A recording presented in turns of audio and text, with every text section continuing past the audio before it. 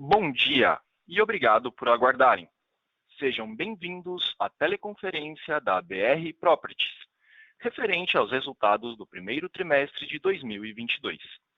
Estão presentes hoje conosco os senhores Martim Jaco, diretor-presidente, e André Bergstein, diretor vice-presidente financeiro e DRI. Informamos que esse evento está sendo gravado e que todos os participantes estarão apenas ouvindo a teleconferência durante a apresentação da BR Properties. Em seguida, iniciaremos a sessão de perguntas e respostas quando mais instruções serão fornecidas.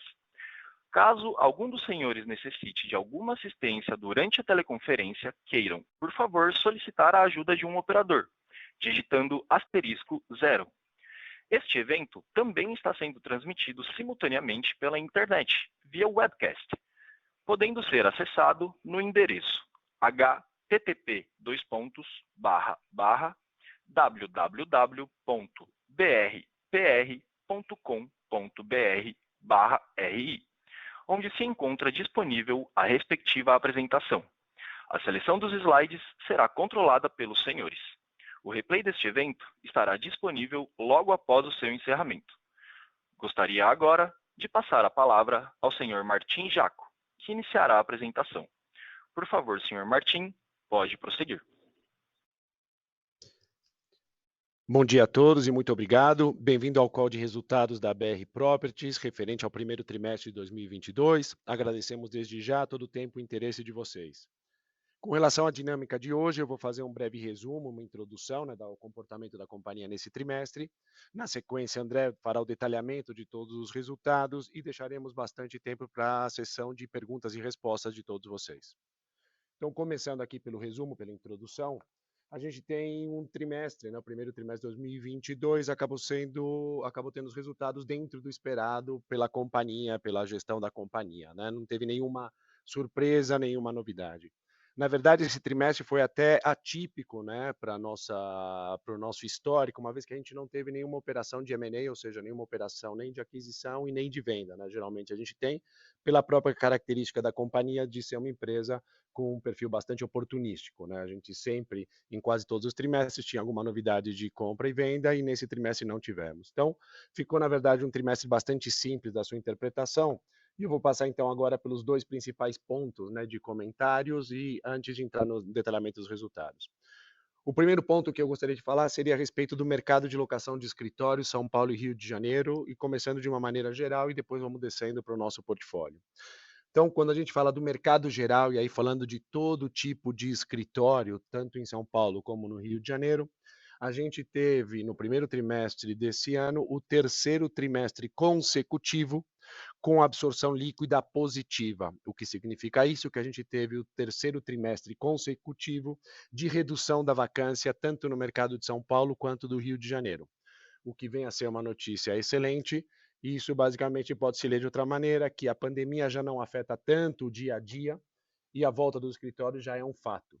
Ainda tem um tempo pela frente para as empresas retomarem mais atividades, voltarem mais para o escritório, mas nosso próprio portfólio a gente já chega em propriedades com 90% da ocupação quando a gente compara a ocupação da pré-pandemia. Então, isso é um ponto positivo quando a gente vê o mercado como um todo, independente da qualidade do ativo, acaba tendo um resultado positivo. Quando a gente começa a detalhar e caminhando em direção ao portfólio da BR Properties, a gente vê que todos os edifícios com classificação AAA, eles têm uma demanda mais forte do que os outros edifícios, E isso acontece pela necessidade de conforto para o usuário e a retenção de talento que as companhias já vinham falando anteriormente, com a pandemia simplesmente acelerou mais essa tendência de conforto aos usuários e retenção de talentos. E vocês lembram que a gente sempre insistiu há muito tempo, mais de 4, 5 anos, quando a gente começou a reposicionar nosso portfólio, a importância que é você ter serviços no teu edifício no entorno, da mesma maneira que é importante você ter transporte, principalmente transporte público, metrô na porta do seu empreendimento. Então, isso acabou sendo um ponto crucial durante a pandemia, que ficou muito evidente. E quando a gente fala, então, do nosso portfólio, que ele é formado basicamente por edifícios AAA com essa concepção, especificações técnicas estado da arte, toda a parte de serviços no prédio no entorno e transporte público, metrô na frente do empreendimento, a gente acaba tendo que foi mais um trimestre onde a gente reduziu novamente a nossa vacância, mas aqui nós estamos falando de 6 trimestres, 7 trimestres, basicamente todo o período da pandemia nós viemos reduzindo a nossa vacância. Então, falando especificamente do trimestre, a gente teve ao redor de 11 mil metros quadrados locados, sendo que 9 mil metros em números redondos foi no Parque da Cidade, o que também mostra que o Parque da Cidade reagiu muito bem, com aproximadamente 12 meses de operação desde que nós compramos, né, no primeiro tri do ano passado até agora, já atingiu 31% de ocupação, mesmo com todo esse cenário que a gente teve bastante complicado, pandemia, crise, etc. Mesmo assim, ele atinge 31% da ocupação, né, o que mostra que efetivamente esse investimento está muito bem posicionado e a demanda por ele é real. Quando a gente muda um pouquinho para o mercado de logística, então falando dele também, em logística nós tivemos neste trimestre a ocupação efetiva no nosso galpão Centauri. Vocês lembram aquele galpão que nós anunciamos o ano passado que tínhamos adquirido? Ele ia entrar em construção, mas ele já estava 100% locado por uma multinacional. Essa empresa multinacional, uma grande empresa, né, e aí vai ter toda a atuação do e-commerce dessa companhia, ela fez o recebimento desse empreendimento no primeiro trimestre desse ano e já começou 100% a sua ocupação. Então, o imóvel já está 100% em ocupação e em operação. E aí vale um destaque bastante importante, esse edifício Centauri, 62 mil metros, e mais as outras locações que nós anunciamos recentemente, que somadas dão algo ao redor de 80 mil metros quadrados, elas já estão locadas, porém o resultado ainda não passou pela nossa linha de receitas. Essas receitas começarão a entrar na companhia a partir do segundo tri desse ano, mas o importante é que a gente já tem essa receita contratada, que certamente vai fazer com que o nosso resultado de receitas de locação, diminuição dos custos da vacância, seja notado nos próximos trimestres. E outro ponto de logística, para encerrar sobre a parte da companhia, Cajamaro, 150 mil metros, a gente está na fase hoje de entrega da obra, né, de conclusão da obra, sendo que o primeiro galpão, o galpão 300, né, que era o faseamento esperado, já está na fase de obtenção do ABITSE, e os outros 100 mil metros, 112 mil metros, vão ficar prontos com a ABITSE daqui a uns 60 dias. Esses marcos são muito importantes porque a gente já tinha um pipeline muito forte, muito robusto de empresas interessadas, e à medida que você obtém efetivamente as licenças de operação, elas tendem a acelerar essa tomada de decisão e a gente espera, então, que a gente possa trazer boas notícias para vocês nos próximos calls de resultados referentes a Cajamar, né? É desnecessário dizer que toda a parte de logística está ainda continuando com uma demanda muito forte, é uma demanda que veio para ficar, não é algum modismo ou algo passageiro, e nós estamos falando aqui da melhor região de logística do Brasil, que seria Cajamar, e 150 mil metros quadrados, estado da arte.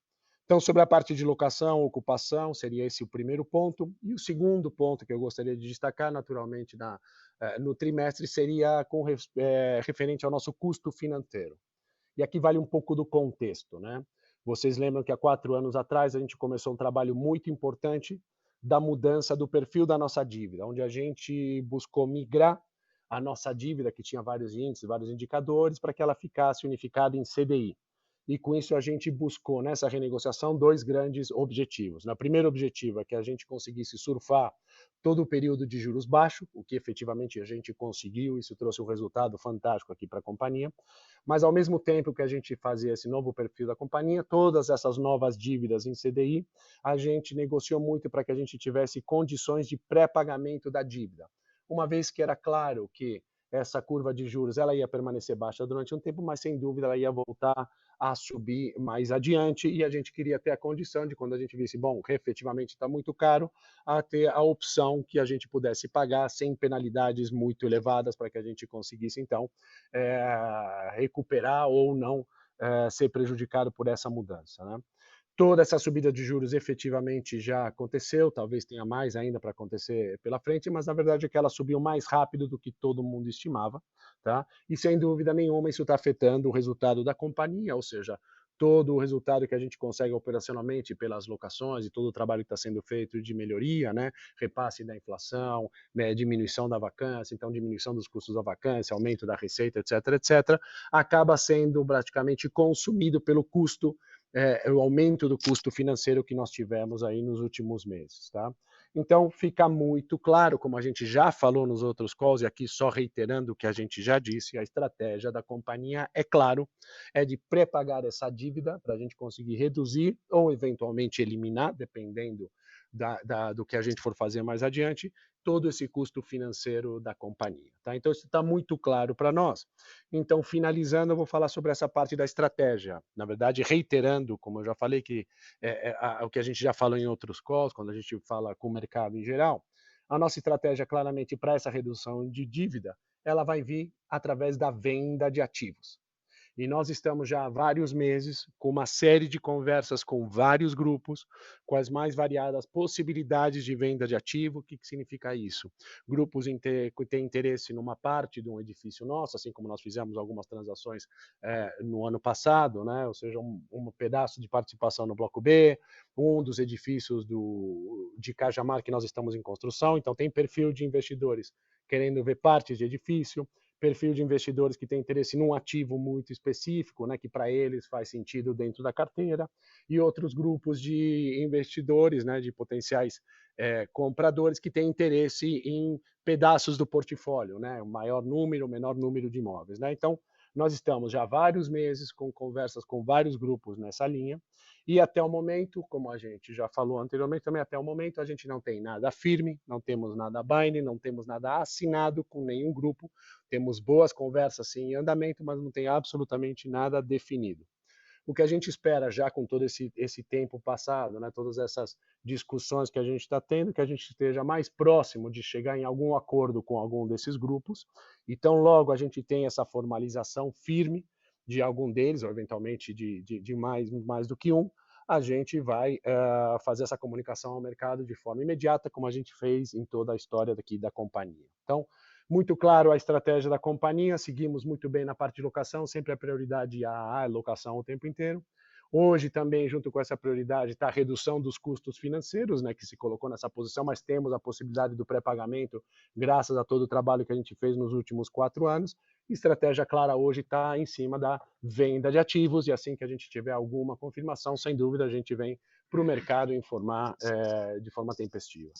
Esse seria, então, um resumo, uma introdução da companhia, mas passo agora para o André, que vai detalhar um pouco mais os resultados específicos desse trimestre. André, por favor. Obrigado, Martim. Bom dia a todos. Obrigado aí pela, mais uma vez, a presença no call.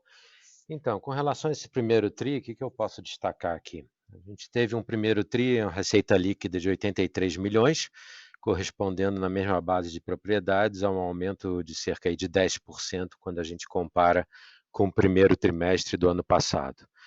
Como o Martim já mencionou, né, de 20 mil metros quadrados de novas locações comerciais já contratadas de escritório, além dos 63 mil metros quadrados do Centauri, né, eles só vão começar a gerar receita a partir do segundo TRI. Tá? Fazendo uma estimativa aqui, a contribuição trimestral, né, considerando um trimestre cheio desses 83 mil metros quadrados já alocados, ela vai atingir cerca de 8 milhões de reais por trimestre. Tá? O valor do aluguel médio por metro quadrado por mês das mesmas propriedades no primeiro TRI apresentou um aumento nominal de 3,7% em relação ao quarto TRI do ano passado, TRI contra TRI, e de 4,9% em relação ao mesmo TRI do ano passado, primeiro TRI de 21. Tá? O aumento em relação ao TRI passado está ligeiramente acima da inflação, que é muito bom, né? Sempre lembrando que a gente tem cerca de 1/4 dos contratos sendo reajustados a cada TRI. Então, por isso que eu estou falando que, enfim, transformando isso numa coisa anualizada, num aumento anualizado, a gente está um pouco em cima da inflação, o que é uma notícia muito boa. Já com relação à variação anual, tem que sempre levar em consideração que os efeitos de rescisões e de novos contratos celebrados ao longo do ano, né, eles entram nessa conta, e dependendo do que aconteceu, pode gerar aumento ou redução no aluguel médio por metro quadrado no período. Ele gerou um aumento, né, de 4,9, como a gente viu, abaixo da inflação, porque tem efeitos, né, principalmente de algumas revisões no Ventura, que pela escala do Ventura acabam trazendo, né, esse aumento anual para os 4,9, não para algum número acima da inflação. Se a gente for considerar só o efeito das correções anuais pelos índices de inflação, o aumento ficou muito em linha com os índices de cada contrato. Tá? Como ponto de interesse só, e a gente vem falando sobre isso, e, enfim, a maioria do mercado também perguntando, a divisão entre IGPM e IPCA, né, como índices de correção dos contratos, se tornou exatamente equilibrada ao final desse TRI. A gente tem 50% dos contratos indexados a IGPM e 50% dos contratos indexados a IPCA. Né? Se a gente fosse pegar um ano e pouco atrás, ali no começo da pandemia, a gente tinha, se não me engano, quase 90% IGPM e 10% IPCA. Então, como a gente vem falando aí ao longo desse tempo, né, tem sido uma tendência aí que os novos contratos sejam assinados em IPCA e também que alguns inquilinos que tinham contratos indexados a IGPM venham pedindo para trocar para IPCA. O G&A da companhia, excluindo vacância e plano de opções, impostos e tributos, ele alcançou um montante de 15,4 milhões no primeiro TRI, que representa um aumento de 8% quando a gente compara com o mesmo TRI do ano passado, né? Então essa é uma variação inferior à inflação medida no mesmo período, o que acaba também sendo positivo.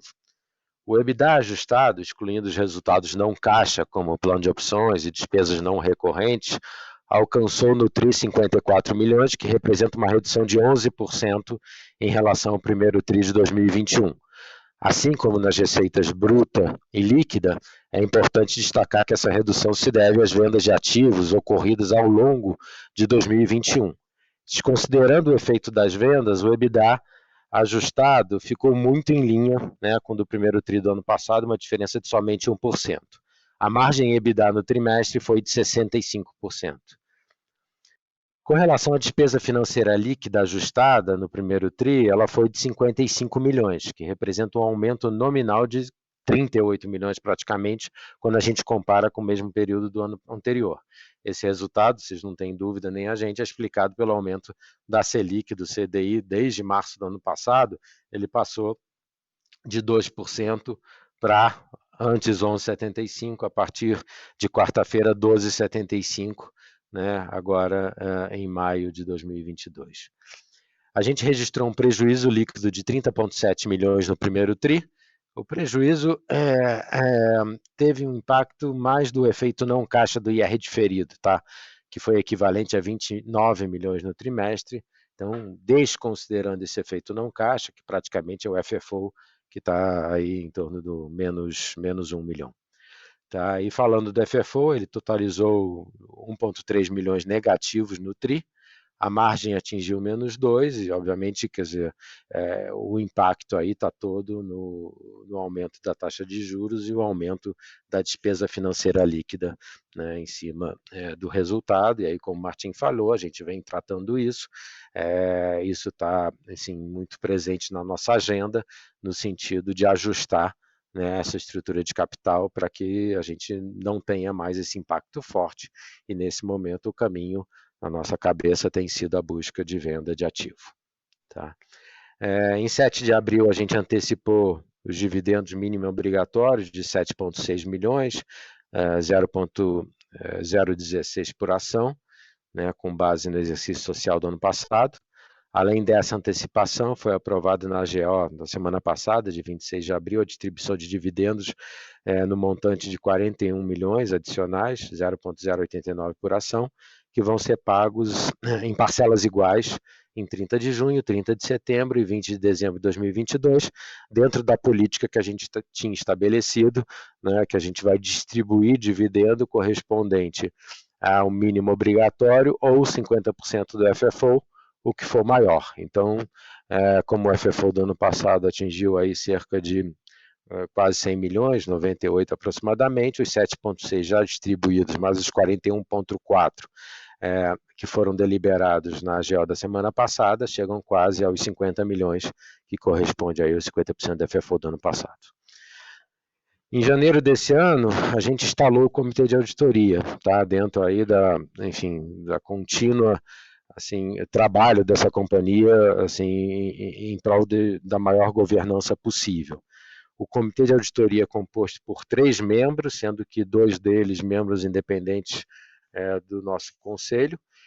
e uma nova conselheira independente, quer dizer, não conselheira, mas membro do Comitê de Auditoria, que é a Maria Helena Cardoso Figueira, economista com uma experiência enorme, né, em toda essa parte contábil, societária, fiscal. Ela atua fortemente em vários outros conselhos e comitês de auditoria, tem sido uma presença muito importante e que só tem feito a companhia ganhar em governança e conhecimento. Além disso, na AGO agora de 26 de abril, a gente também aprovou, em decorrência das novas regras do Regulamento do Novo Mercado, adaptações em nosso Estatuto Social, ampliando a governança corporativa, né, com vocês, acionistas e mercado em geral. Como último ponto, para eu parar aqui, vale lembrar que, em função do rodízio obrigatório de auditores independentes, a gente teve o início dos trabalhos da KPMG, agora começando o trabalho dela nesse primeiro TRI. Aí eu queria agradecer todo o trabalho feito pela Ernst Young ao longo desses 5 anos, né? Um trabalho muito bem feito em parceria, uma parceria positiva com a empresa e com o mercado, acho que sem dúvida nenhuma, para dar cada vez mais transparência para os números da BR Properties e, obviamente, dar muito boas-vindas à KPMG, que está iniciando o trabalho com a mesma filosofia que a gente sempre teve já com eles, porque eles já foram nossos auditores, e com a Ernst nos últimos 5 anos. Eu acho que esses foram os destaques financeiros da companhia de governança, tá, do primeiro TRI. A gente vai passar agora para a sessão de Q&A. Mais uma vez, super obrigado aí pela presença de todo mundo hoje. Obrigado. Iniciaremos agora a sessão de perguntas e respostas. Caso tenha alguma pergunta, pressione *1 do seu telefone. Se a qualquer momento sua pergunta for respondida, aperte *2 para se retirar da fila. As perguntas serão respondidas à medida que forem recebidas. Solicitamos a gentileza de tirarem o fone do gancho ao efetuarem a pergunta. Desta maneira, uma ótima qualidade de som será oferecida. Por favor, aguarde enquanto coletamos as perguntas. A nossa primeira pergunta vem de Pedro Lobato, Bradesco BBI. Por favor, Pedro, pode prosseguir. Bom dia, pessoal. Obrigado pela apresentação. Do meu lado aqui, eu tenho uma pergunta assim, mais em relação à cabeça de vocês em relação ao aluguel, né? Como é que vocês veem aí a perspectiva de aumento de aluguel nas diferentes praças e também, assim, se puderem quebrar entre escritório e galpão, assim, principalmente galpão, né, que a gente entende que tem uma demanda muito forte ali, principalmente nessa região ali de Cajamar, mas também uma oferta forte também. Então, como é que está a cabeça de vocês para ganho de preço nessas regiões e também, né, passando um pouco no geral? Obrigado. Tá ótimo, Pedro. Obrigado aí pela tua pergunta, né? Então, começando com a questão do aluguel, né? Tanto na parte de escritórios como de logística, né? Perspectivas que a gente vê de comportamento daqui em diante, tá? Vou começar pelo de escritórios, algo que a gente já vem dizendo também há muito tempo e hoje fica mais evidente, né? Existe nos próximos 3, 4 anos, né, uma diminuição muito forte da produção de novos ativos, ou seja, o que a gente chama de novo estoque no mercado. Ou seja, tem um volume muito reduzido de entregas a serem feitas. Acho que esse é o primeiro ponto. Segundo ponto, a gente teve toda essa pandemia gerou um novo comportamento das empresas com relação à demanda de seus ativos, né? Aquilo que a gente já vem falando há muito tempo, falamos aqui novamente, a questão de retenção de talento, a retenção de você dar uma experiência muito melhor ao seu funcionário, que isso faz, então, com que os ativos que tenham essa qualidade de especificação técnica, mais serviços e mais transporte, os que a gente denomina como AAA, que é como a gente montou o nosso portfólio, esses acabam sendo mais difíceis ainda de serem reproduzidos, né? Porque eles precisam de grandes áreas, terrenos com localizações muito específicas, e esses têm uma tendência de uma produção muito menor adiante, né? Então, quando a gente considera que tem uma entrega muito menor, ao mesmo tempo que o mercado, de maneira geral, tem uma demanda por esse tipo de ativo, para esse tipo de ativo a gente já começa a ver não só uma estabilização do preço, mas uma diminuição muito clara dos benefícios fornecidos aos inquilinos, ou seja, redução de carência, redução de desconto, redução de eventuais investimentos necessários pelo inquilino, né, já começa a ficar muito mais equilibrado. E a tendência é que a gente, com essa recuperação da pandemia, né, que a gente está tendo a volta e muita demanda reprimida, a gente deve ter, então, um aumento de preço, sim, nos próximos meses, nos próximos anos, no mercado de escritórios, tá? Agora, separando por praça, sem dúvida nenhuma, São Paulo vai reagir antes do que o Rio de Janeiro, isso não tem absolutamente a menor dúvida. São Paulo é uma praça mais ativa do que o Rio de Janeiro. Tá? Dentro de São Paulo, as regiões mais centralizadas, né, como a própria região da Jardim, sul ali da Faria Lima, onde a gente tem o Bloco B, essa vai ser a primeira a reagir. Ali já tem vacância de um dígito apenas, né? Então você continua tendo demanda muito forte por ali. Então, à medida que você tenha novas revisionais ou novas transações de locação, elas vão começar a ter um aumento no seu valor. Da mesma maneira que nas regiões marginal, frente à marginal, os grandes empreendimentos também têm uma velocidade de locação muito grande, e esses também começam a mostrar sinais já de diminuição, mas uma velocidade menor, ou seja, essa região do Jardim Faria Lima vai recuperar antes e depois você vai ver esse aumento de preços aqui. Nós trabalhamos no nosso portfólio para São Paulo, a gente trabalha com o cenário de estabilização ainda dentro do ano de 2022, talvez no último no quarto tri desse ano, a gente já veja algum crescimento em renovações ou revisionais, ou até em novas locações com valores melhores do que praticados hoje, mas sim em 2023 definitivamente esse valor subindo. Quando a gente vai para o Rio de Janeiro ainda é uma demanda muito mais baixa, mas também tem o mesmo fenômeno. Se em São Paulo a gente tem pouco estoque AAA para ser entregue em São Paulo nos próximos anos, o Rio de Janeiro a gente tem 0, ou seja, esse é o número correto. Não vai ser entregue nenhum edifício AAA nos próximos anos no Rio de Janeiro. Então, a demanda é menor, mas também a oferta é menor, então relativamente existe esse equilíbrio, mas a gente não espera ver essa melhoria nesse ano, talvez nem no começo do ano que vem, mas sim mais para o segundo semestre de 2023. Isso é como a gente vê toda a parte de escritórios, tá? Levando também em consideração que você teve um incremento muito grande nos custos de reposição, nos custos da construção, por conta de toda essa parte de inflação e até aumento do valor mesmo dos insumos pela própria demanda que ele está tendo. Então, cada vez mais o cenário de novos empreendimentos vai ficar mais afastado, mais longo, até que a gente veja essa recuperação. Então, isso vai gerar mais escassez, a escassez vai gerar, então, uma demanda e um aumento nos preços, isso é o que a gente deve ver daqui para frente, né? Digo isso porque, entrando no mercado de logística, a logística foi, em nossa opinião, comparativamente, relativamente ao custo de escritórios, ficou muito mais caro, né, relativamente um edifício, um galpão logístico, porque 70% dele, basicamente, é feito de aço e cimento, né, concreto, né? Então você tem aí esses dois itens, todo mundo sabe aí o custo que ele teve aumentando, então o custo de reposição aumentou muito. De novo, só vão ser construídos empreendimentos que façam sentido com a receita que ele vai gerar, então naturalmente esse valor de locação tem que subir. E esse valor de locação nas principais regiões, né, perto de São Paulo, né, quando você olha Cajamar, própria Janinu, onde a gente está, a região de Guarulhos, ou seja, tudo que está muito próximo até um raio de 100 quilômetros de São Paulo tem sido muito beneficiado por toda essa questão do e-commerce, e a gente já tem as regiões com seus valores começando a subir, começando a se apreciar. E não vai ser diferente, aqui a gente já espera que hoje a nossa perspectiva de locação, por exemplo, em Cajamar, são valores mais altos do que quando a gente fez a nossa diligência, nosso underwriting para esses imóveis, é o que a gente está vendo nos galpões que estão mais adiantados do que nós, que já foram entregues, já tem a documentação, que praticamente estão todos 100% locados, né? Então é isso que a gente espera. Sim, um ponto que você falou, Pedro, existe um volume maior de entrega de galpão e logística? Sem dúvida existe. Mas, ao mesmo tempo, existe muito mais demanda e até mais demanda. A demanda cresceu mais do que cresceu efetivamente a entrega, tá? Então é um mercado que está muito bom para o proprietário, os valores tendem a subir, né? E aí vale um ponto muito importante, né?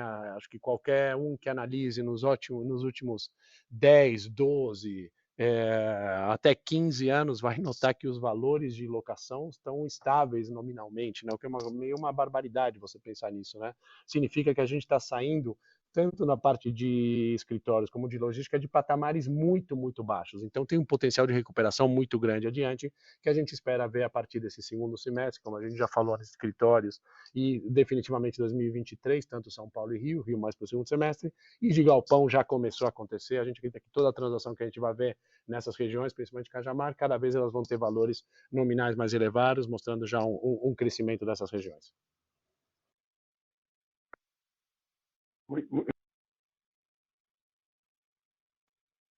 A nossa próxima pergunta vem de André Mazzini. Por favor, André, pode prosseguir. Oi, Martim. André, obrigado pelo call. Minha pergunta é sobre a reciclagem que você comentou no começo, né, Martim? A gente viu em 2020 vários deals acontecendo, na verdade até ano passado, né, com o deal da CIM, mas em 2020 eram basicamente fundos imobiliários comprando, né? Naquela época a Selic tinha baixado muito, perto de 2%, ficou 2% no tempo. Então esses FIIs tinham muito apetite, teve muito deal saindo, inclusive na região ali da Chucre, né? O Rocha Veraz e tal, as Diamond, da Multiplan. Todos esses prédios trocaram de mão num cap ali por volta de 7%. Acho que foi o ponto focal do cap daquela época. O cenário de hoje é bem diferente, juro muito mais alto, então o fundo imobiliário acho que praticamente está fora do jogo. Então, se pudesse falar um pouquinho de o que isso muda no cap, se de fato o juro mais alto tende a aumentar o cap de saída um pouquinho, o tipo de player, né, dado que o fundo imobiliário não está no jogo, o que vocês podem falar e exatamente preço. E se esses outros players que não o fundo imobiliário é um veículo muito de yield, né? Se outros players eles olham mais para NAV e de fato o NAV tem um desconto importante, né? Então poderia se conseguir um preço bem interessante olhando pela métrica de NAV, né? Obrigado. Joia Mazini, obrigado pela pergunta, né? E eu acho que eu vou começar até respondendo com as próprias informações que você deu ali na tua pergunta, né? Hoje a gente tem, se você comparar 10, 15, 20 anos atrás, um mercado muito mais maduro, né? E quando a gente fala um mercado mais maduro, a gente se refere a que você tem vários players hoje no mercado, né? Quando você olha o passado, quando você tinha que desenvolver mercado de escritório, você estava falando basicamente de clube deals com pessoas físicas, né? E hoje isso ainda continua existindo, mas de lá para cá você tem os investidores estrangeiros, as grandes property companies, fundos imobiliários, enfim, uma série de outros players que entraram. Então, o nosso mercado está muito maduro, né? E o fato de ele estar muito maduro, qual que é a grande vantagem? Você tem períodos onde você tem um determinado grupo mais ativo e passando esse período desse grupo mais ativo, um outro grupo começa a tomar mais atenção, né? Então, a gente teve, sim, há pouco tempo atrás, os fundos imobiliários, né, que era uma modalidade relativamente nova, né, que estava ganhando muito espaço, uma taxa de juros historicamente baixa, então ele fez muito sentido para investidores que queriam fazer suas aquisições de propriedades consolidadas, entendeu? Distribuição de yield, etc, etc. Então, naturalmente, eles foram muito mais ativos, né? No mesmo período, nós fomos muito ativos, nós nunca compramos absolutamente nada baseado em yield, a gente sempre comprou em potencial de apreciação, como é que a gente consegue capturar valor, como é que a gente consegue agregar valor através dos ciclos do mercado, entendeu? Nossa expertise de expansão nas propriedades, de renegociações de contratos, enfim, a gente sempre foi investidor voluntário. Então, ao mesmo tempo que os fundos imobiliários faziam suas transações, nós, empresas parecidas com a gente, continuavam fazendo transações. Então, o que a gente vê hoje?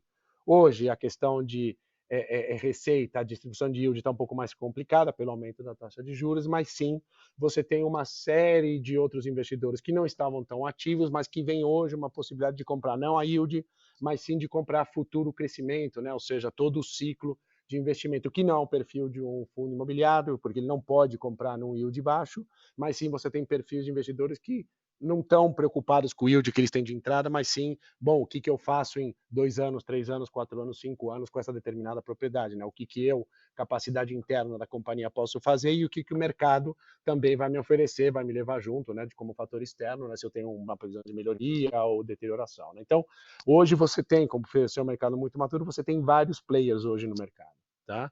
Então, para nossa sorte, a gente está nessa situação onde a gente quer vender ativos, a gente já falou, nós temos estratégia muito clara de reciclagem, né? E nós fizemos reciclagem todos os anos, acho que dificilmente tem um ano aqui, exceção talvez do primeiro, do segundo, do terceiro da companhia, que a gente estava comprando as primeiras propriedades, depois dali, todo ano, basicamente, a gente tinha compras e vendas, né? Então, a gente está hoje muito mais na parte de venda, pela estratégia que a gente já comentou e que o André específico aí, em função do custo financeiro que a gente tem. E todas as conversas que nós estamos tendo, elas têm como base o nosso NAV, né? E o nosso NAV é ajustado a mercado, a última avaliação que a gente fez foi no final do ano, e ela já trazia, né, um novo componente na avaliação, que seria já essa previsão de aumento das taxas de juros. Então, você tinha taxas de desconto diferentes do que as calculadas em anos anteriores, então você já teve uma equiparação a como seria esse comportamento do mercado, tá? E aí a gente acredita, como a gente fez tudo, que as transações que devem ocorrer não só no nosso portfólio, mas em outros portfólios de mercado em geral, vão ser em relação ao valor de NAV, né, porque isso é muito claro, e aí, eventualmente, um desconto aqui, um desconto lá, ou um prêmio em alguma outra propriedade, aí vai depender muito das particularidades do próprio deal, do próprio negócio, timing, etc., potenciais de crescimento que possam existir. Mas essa é a perspectiva que a gente vê no mercado, né? E como você falou, o mercado continua ativo, muitas negociações sendo feitas, tem uma série de outros processos formais de venda de ativo no mercado que estão andando muito bem. Então, a gente acredita que esse mercado já está numa maturação importante, né, que faz com que essa liquidez ela exista e veio para ficar, né? Não é uma coisa que vai desaparecer. Perfeito. Obrigado, Martim. Bom dia. A nossa próxima pergunta vem de Gustavo Cambaúva, BTG Pactual. Por favor, Gustavo, pode prosseguir. Oi, bom dia. Eu queria estar fazendo um follow-up nessa questão da venda de ativos. Eu queria mais, se vocês pudessem falar um pouco, Martim, porque pelo que eu entendi, você comentou inicialmente ali que tem várias negociações aí em andamento, diferentes tamanhos, diferentes ativos e tudo. É mais para entender um pouco assim, o que quando vocês pensam nessa estratégia maior da companhia, né, de alguma maneira reduzir as dívidas através de venda de ativos, um pouco o que vocês estão pensando aí, talvez, de tamanho de venda dentro dessas negociações, né? Se poderia ser algo, vamos dizer assim, de fato muito relevante, de venda talvez de portfólio mesmo, né? Ou se talvez é alguma questão mais pontual aí para fazer alguma diminuição menor, e até também de timing, né? Como é que vocês veem, porque obviamente o CDI a gente continua subindo. Se vocês têm alguma expectativa assim de prazo, que talvez é sempre difícil precisar, né? Prazo em M&A, mas enfim, se isso está mais para acontecer por agora ou se é mais para o final do ano, enfim, como é que vocês estão mirando isso? Obrigado. Tá ótimo, Cambaúva, obrigado. Aí eu vou fazer um pedaço aqui, o André também acrescenta algum ponto aqui que também acho importante, mas vou começar pela tua última parte, tá? A questão de prazo, tá?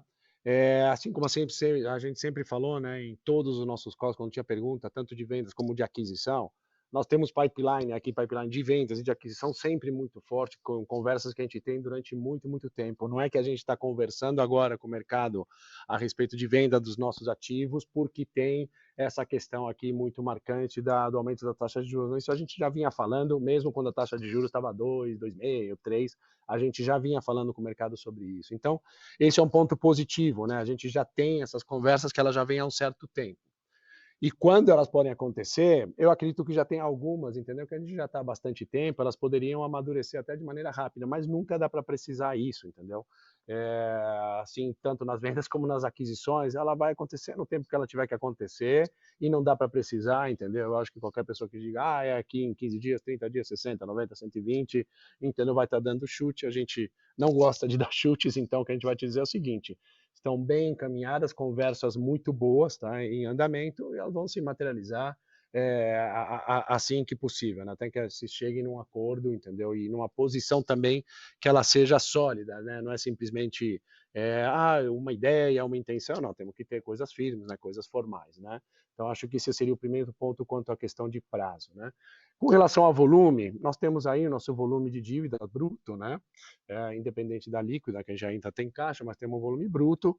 A ideia é reduzir essa dívida. Eventualmente, a gente pode pagar 100% dessa dívida. Vai depender, e aí, de novo, qual que é o volume de transações que a gente faz. Esse volume de transações vai depender de que tipo de transação a gente faz, em quanto tempo elas podem amadurecer, tá? Porque também, à medida que vai passando o tempo, a gente vai vendo modificações no mercado, né? Então, tudo isso vai afetando. Então, a gente tem que ver dia a dia o que isso está acontecendo, tá? Mas eu não vejo que a gente não tem interesse em fazer deal junto, né, de vários players, vários investidores ou um investidor só, entendeu? Mas a gente gostaria de fazer no mínimo um bi pouquinho, entendeu? Mas podendo chegar até valores maiores, dependendo da demanda que a gente tenha, né, do apetite que a gente tenha desse mercado investidor, tá? Então, é um pouco esse ponto aqui, mas passo também para o André, para também colocar um pouco mais de cor aqui também nessa resposta. Oi, Gustavo, tudo bem? Não, acho que o Martim falou, né? Assim, a gente já vem há muito tempo falando qual é o espírito da companhia, de reciclagem, de entender que o ativo está maduro para vender, entender que tem uma boa oportunidade para comprar. Então, essa é a dinâmica, né? No momento que a gente está olhando e vendo, né? E desde o ano passado, né, que a gente quase vendeu lá 80% do JK, que existe, né, uma questão de estrutura de capital pelo momento econômico, pela volatilidade que precisa, né, ser equacionada, assim, é uma questão muito mais das conversas e do que eventualmente vier. A gente está sempre aberto para ouvir tudo, né, para um lado e para o outro, do M&A, considerar, enfim, discutir aqui internamente, fazer nossos modelos, conversar com o conselho dentro da maior governança possível e tomar uma decisão. Então, acho que, assim, dentro do momento até macro, né, e volatilidade, é sempre difícil você precisar timing dessas coisas para um lado e para o outro. Então, assim, é isso, né? Está na agenda, como a gente já falou, estamos trabalhando em cima disso e assim que tiver alguma novidade, alguma coisa que realmente esteja assinada ou vinculante, a gente vai comunicar ao mercado. Tá ótimo, pessoal. Obrigado, bom dia. Bom dia, Gustavo. Obrigado. Bom dia. A nossa próxima pergunta vem de Marcelo Mota, Banco JP Morgan. Por favor, Marcelo, pode prosseguir.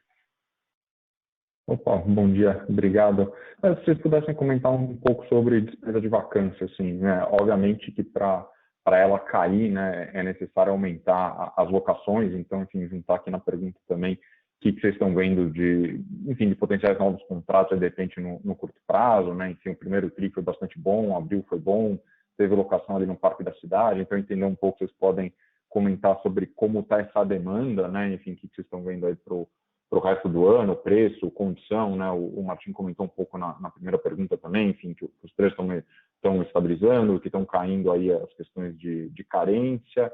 E aí na despesa de vacância também, enfim, se tem alguma coisa além dessa melhora de ocupação que poderia talvez reduzir essa linha, enfim, sei lá, renegociação de contrato, algo que poderia também ajudar aí a reduzir essas despesas. Obrigado, gente. Tá ótimo, Mota. Obrigado aí pela tua pergunta, né? Eu acho que a questão de preços, né? A gente respondeu lá, ou seja, o cenário está melhorando, né? Para a parte de preços, isso sempre ajuda, mas redução de despesa, na verdade, você tem de duas formas, e sendo uma a mais efetiva de todas, que é você tem que locar. Você locou, você tem um efeito duplo na companhia, você tem a receita entrando e você tem a saída integral da despesa, né? Então, esse é o mais objetivo. O outro, que seria assim a gente trabalhar em renegociar contratos, né? Ou seja, reduzir os custos, né, dessas áreas de vacância, sim, mas você acaba ficando com o custo da mesma maneira. E isso a gente consegue fazer muito bem, tá? Quando você olha os nossos prédios, até o custo de condomínio deles, comparado a outros empreendimentos, a gente tem custos muito mais baixos que os outros prédios. Vou te dar um exemplo aí no Parque da Cidade. Os nossos ativos, quando você compara aos outros que estão ali dentro do empreendimento, nós estamos falando algo em torno só da parte de condomínio, uma diferença ao redor de R$ 4, R$ 5 por metro quadrado por mês, tá? E não é pouca coisa, né? Isso é muita coisa. E a gente já tem estratégias feitas aí nesse empreendimento, por exemplo, né? Nós temos lá propriedade em 3 torres, né? Você viu que nós começamos com uma ocupação numa primeira, até que ela alcançou seus 50%, né? E aí, pela demanda que a gente tinha, abrimos já uma segunda, porque ela queria uma parte específica de cima da cobertura, que foi essa última locação que nós fizemos ali dos 10 mil metros, né? Então, com isso, enquanto a gente deixa as outras fechadas, a gente já tem essa redução de custo. Então, acho que essa parte, o que a gente pode fazer com redução de custo com relação à gestão mesmo, né? Renegociação de contratos, diminuição de custos, etc., isso a gente está fazendo, isso a gente faz muito, muito bem, tá? O grande ponto, né, que é o que a gente sempre diz, prioridade 1, prioridade 2 e prioridade 3, é a locação. E a locação tem melhorado, né? Você viu, no próprio período da pandemia, a gente foi diminuindo a vacância e ela foi acelerando. Nós estamos diminuindo a vacância hoje de uma maneira bastante incisiva, né? Bastante direta, né? E é o que a gente sempre diz, o pipeline já existe, a gente já tem as negociações com a companhia, é o tempo de maturação. Nós estamos falando, por exemplo, nessa negociação que a gente fez 10 mil metros, nenhuma empresa decide isso em 30, 60, 90 dias, tá? Essas são conversas muito longas, entendeu? De como é que a companhia vai se comportar, 2, como é que a companhia vai se comportar frente ao mercado, os diferentes cenários que ela pode ter de pontos externos, né? Vai crescer mais rápido, vai crescer mais devagar, vai ter inflação, a taxa de juros, entendeu? Outros players, então o que ela tem que definir, coloca mais um outro ponto agora, ok, como vai ser a minha ocupação mesmo com a questão do Covid?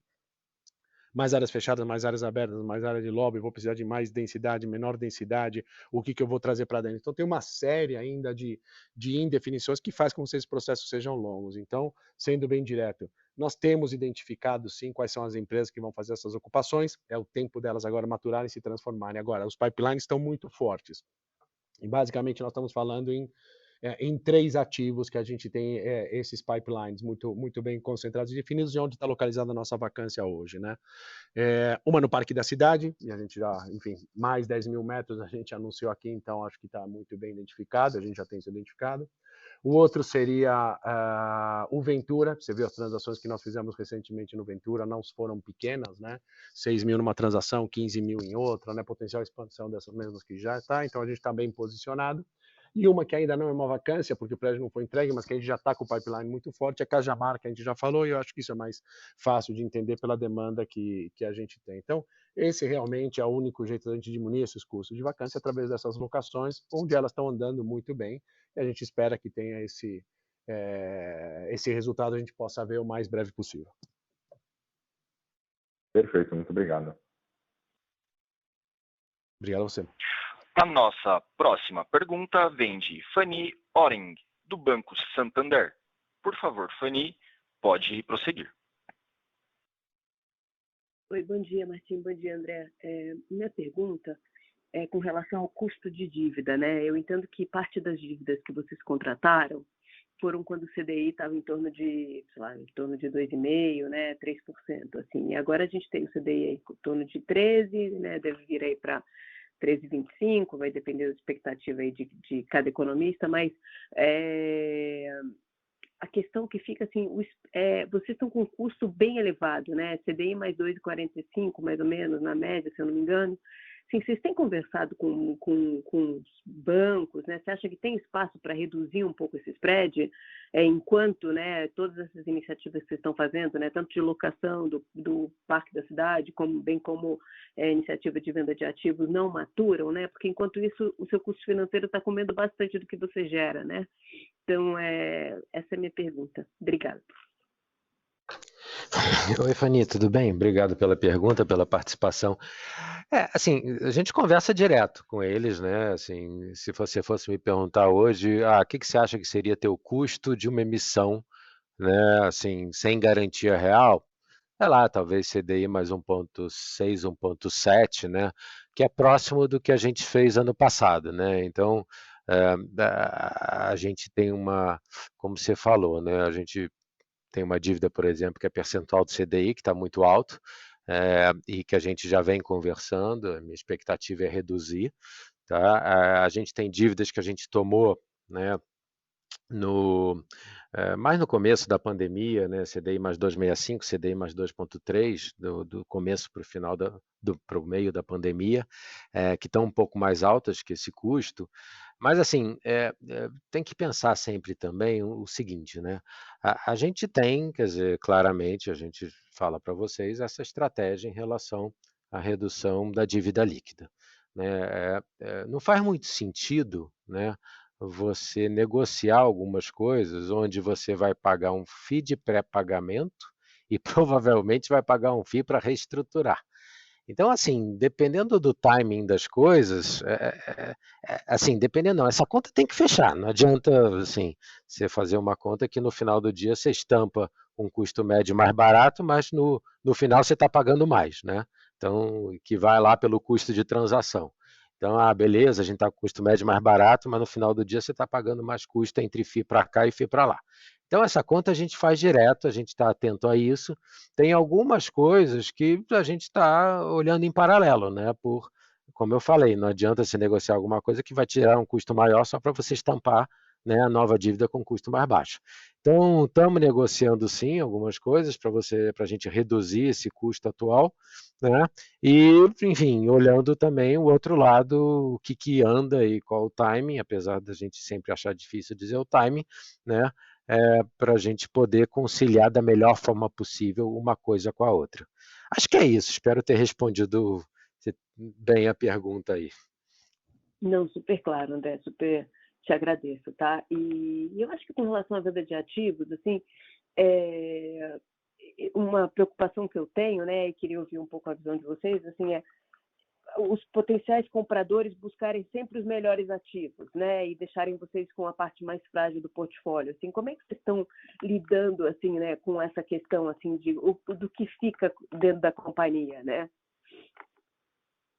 Tá ótimo, Fanny. Eu acho que essa pergunta é ótima, entendeu? Porque acho que hoje a gente tem uma situação muito diferente de 4, 5 anos atrás, né? Hoje a gente está concentrado em AAA, basicamente, né? Então, quando você olha o nosso portfólio, o que que a gente tem, né? Em São Paulo? Em São Paulo a gente tem o Complexo Parque da Cidade, o TNU Plaza Centenário e o JK Bloco B. Esses são os nossos principais ativos, né?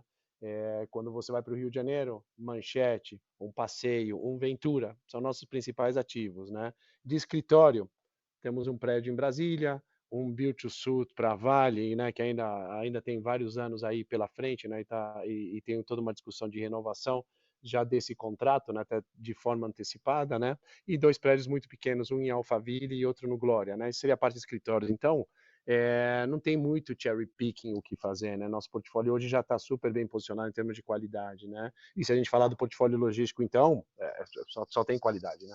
Só tem qualidade. Então, acho que hoje isso no passado poderia ter sido mais problema, né? Quando tinha aqueles volumes. Mas você lembra, né? Em 2019 fizemos uma venda grande, né? De algumas dezenas aí de ativos nossos, né? Que eram justamente o que a gente falava que era non-core. E hoje, basicamente, a gente tem tudo o core no nosso, que a gente chama, que seria esse AAA. Então, acho que isso hoje não é um ponto de preocupação na companhia, não.